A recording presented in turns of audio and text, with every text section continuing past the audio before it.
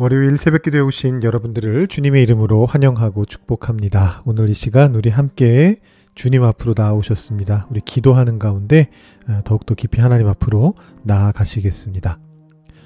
하나님 아버지 감사합니다. 오늘도 새로운 하루를 허락하여 주시고 특별히 새로운 한 주를 허락하여 주시고 세상 속에서 사람들과 어울리기 전에 예수님의 말씀 앞에, 하나님의 말씀 앞에 먼저 서게 하시니 감사합니다. 하나님, 오늘 이 시간에도 우리의 마음을 간절하게 주님 앞으로 향하면서 우리의 마음을 내려놓으면서 주님 앞으로 나아옵니다. 우리의 마음속에 주님의 뜻을 심어 주시옵소서. 하나님께서 우리와 함께 하시면 우리가 이 세상 속에서 승리하며 살아갈 수 있다는 것을 믿으며 주님 앞으로 나아옵니다. 주님의 눈과 같은 눈을 갖게 하시고 주님의 마음과 같은 마음을 품게 하셔서 이 세상 속에서 성령이 우리에게 허락하여 주시는 것들을 누리면서 주님의 뜻에 맞는 삶을 살아갈 수 있도록 주님 역사하여 주시옵소서. 우리 모두가 어디에서 무엇을 하든지 주님께서 우리를 보호하시고 인도하시고 격려하신다는 것을 기억하는 가운데 주님 손 붙잡고 살아나가는 저희가 되게 하여 주시옵소서. 감사드리며 예수님의 이름으로 기도드립니다. 아멘. 오늘 우리에게 주시는 하나님의 말씀은 로마서 9장 30절부터 10장 4절까지의 말씀입니다. 로마서 9장 30절부터 10장 4절까지 말씀을 봉독하도록 하시겠습니다. 그런즉 우리가 무슨 말을 하리요? 의를 따르지 아니한 이방인들이 의를 얻었으니 곧 믿음에서 난 의요. 의의 법을 따라간 이스라엘은 율법에 이르지 못하였으니 어찌 그러하냐? 이는 그들이 믿음을 의지하지 않고 행위를 의지함이라. 부딪힐 돌에 부딪혔느니라. 기록된 바 보라, 내가 걸림돌과 거치는 바위를 시온에 두노니 그를 믿는 자는 부끄러움을 당하지 아니하리라 함과 같으니라. 형제들아, 내 마음에 원하는 바와 하나님께 구하는 바는 이스라엘을 위함이니 곧 그들로 구원을 받게 함이라. 내가 증언하노니 그들이 하나님께 열심히 있으나 올바른 지식을 따른 것이 아니니라. 하나님의 의를 모르고 자기 의를 세우려고 힘써 하나님의 의에 복종하지 아니하였느니라. 그리스도는 모든 믿는 자에게 의를 이루기 위하여 율법의 마침이 되시니라. 아멘. 우리 주님 안에서 평안한 주일을 보내셨습니까? 오늘은 로마서 9장과 10장에 걸쳐져 있는 짧은 단락을 오늘 함께 보고자 합니다. 오늘 말씀이 짧은 만큼 설교도 짧아질 것 같아서 조금 걱정이 됩니다. 여러분들은 혹시 걱정이 되시는지 아니면 기대가 되시는지 잘 모르겠습니다. 오늘 말씀 설교하기에 앞서서 다시 한번 로마서 전체 구조를 짚고서 넘어가겠습니다. 우리 로마서 구조는 크게 세 부분 혹은 네 부분으로 나눌 수 있다 말씀을 처음 1장 설교할 때 말씀드렸는데요. 1장부터 8장까지는 핵심 주제, 믿음으로 의롭다함을 얻는다. 이것을 논증하면서 인간의 죄된 현실과 하나님의 의에 의한 구원이라는 그 개념들을 다뤘습니다. 그리고 나서 9장부터 11장까지 우리가 지금 보고 있는 본문인데 그러한 하나님의 구원 계획에서의 이스라엘의 상황, 이스라엘의 위치를 설명하고 있습니다. 그리고 12장부터는 윤리적인 권면이 등장하고 마지막 장은 감사의 말을 담고 있다. 이렇게 볼 수가 있습니다. 자, 오늘 말씀에서는 9장에서 시작한 논증을 바울이 이어가고 있습니다. 토요일에 9장 앞부분 설교하면서 말씀드렸던 것처럼 유대인과 이방인들에 대한 하나님의 선택이라는 관점에서 계속 이 논증을 좀 따라가셔야 됩니다. 단순히 율법이 옳으냐 그르냐, 율법의 역할이 무엇이냐 이런 어떤 일종의 지식 배틀을 하고자 하는 게 아니다. 이것을 꼭 기억하셔야 됩니다. 물론 여기 표면적으로는 율법에 대한 어떤 논쟁이 일어나고 있습니다. 30절, 31절 보시면 그런즉 우리가 무슨 말을 하리요? 의를 따르지 아니한 이방인들이 의를 얻었으니 곧 믿음에서 난 의요. 의의 법을 따라간 이스라엘은 율법에 이르지 못하였으니 이렇게 이야기를 합니다. 자, 바울이 9장 4절과 5절에서 이스라엘의 어떤 과거에 대해서 예찬하면서 이스라엘이 율법을 받은 존재다라고 그렇게 말한 바가 있습니다. 여러분 기억나십니까? 토요일 말씀이었는데요. 지금 여기 한번 보시면 그들은 이스라엘 사람이라 그들에게는 양자됨과 영광과 언약들과 율법을 세우신 것과 율법을 세우신 것, 예배와 약속들이 있고 이렇게 되어 있습니다. 자, 그런데 방금 우리가 본 말씀에서는 약간 논조가 바뀌는 거죠. 이스라엘은 의의 법을 따라갔으나 거기에 도착하지는 못했습니다. 사실 그러고 보면 방금 전에 봤던 9장 4절에서도 바울이 이스라엘이 율법을 이루었다라고 말하지는 않았습니다. 율법을 하나님이 그들에게 세우셨다라고 그렇게 표현했었습니다. 그러니까 하나님은 이스라엘을 위해서 율법을, 의의 법을 세워주셨는데, 그러니까 하나님이 그런 방식으로 이스라엘을 선택해 주신 거죠. 율법을 세워주심으로써. 근데 이스라엘이 뭔가를 잘못해가지고 그 율법에 이르지 못하였다라는 것입니다. 대체 무엇을 잘못했을까요? 바울은 이렇게 이야기합니다. 32절 보시면요. 어찌 그러하냐? 이는 그들이 믿음을 의지하지 않고 행위를 의지함이라. 자, 그러니까 여기서 바울은 율법 그 자체를 공격하는 것이 아니고 율법을 대하는 태도에 대해서 말하고 있습니다. 율법을 행위로 받아들이고 그 결과 율법 준수가 하나님의 선택과 은혜에 의지하는 수단이 되는 것이 아니고 거꾸로 자기의 공로를 드러내는 수단이 되었다라는 것입니다.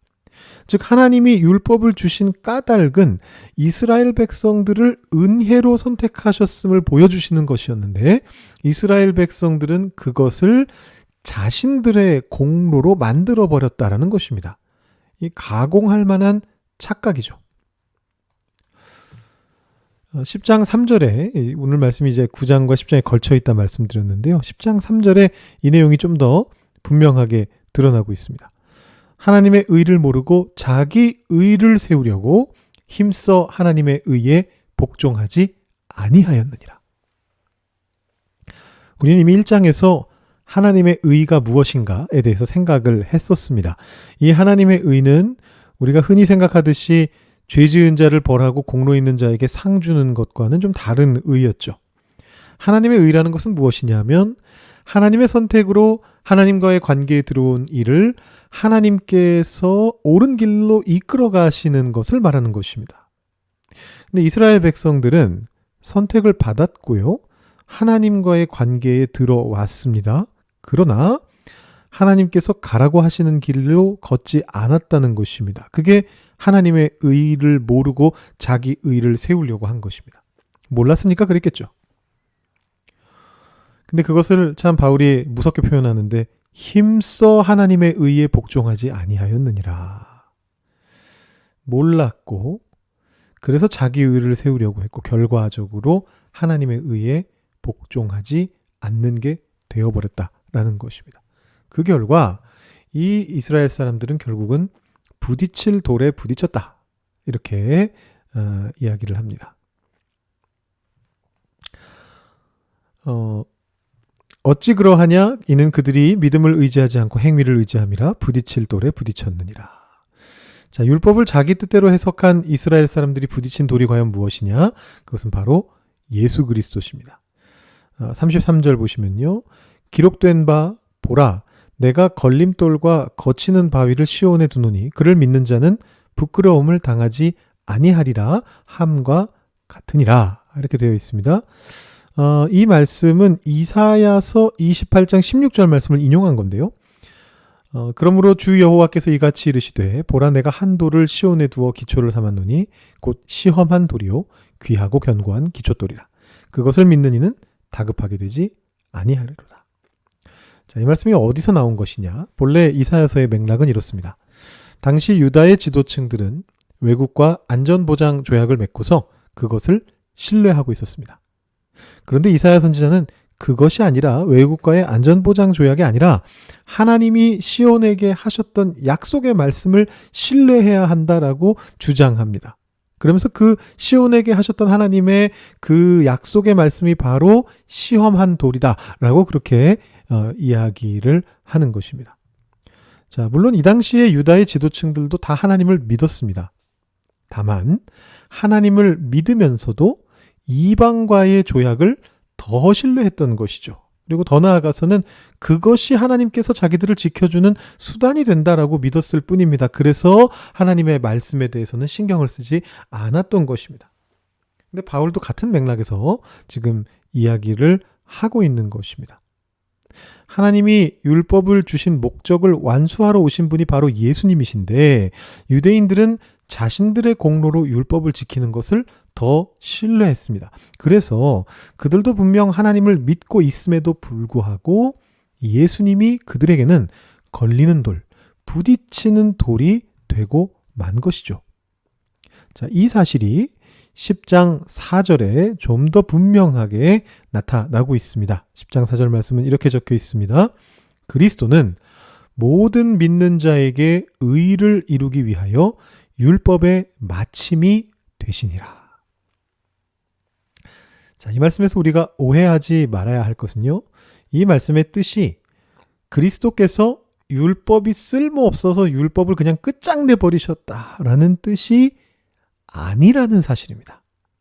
자, 로마서의 맥락을 따라왔다면 그렇게 읽을 수 없다라는 것을 이해하실 것입니다.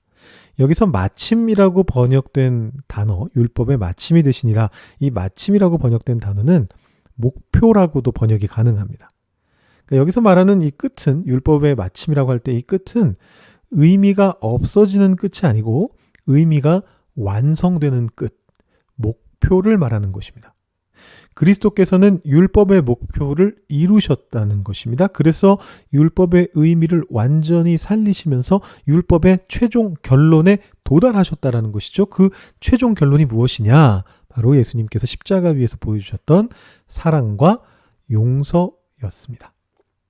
근데 유대인들은 그걸 받아들일 수가 없는 거예요. 그래서 여전히 자신의 공로를 지키려고 열심을 다하고 힘을 쓰고 있다라는 것입니다. 이것이 지금 바울이 유대인과 율법과 예수 그리스도 사이의 관계를 고찰한 것입니다.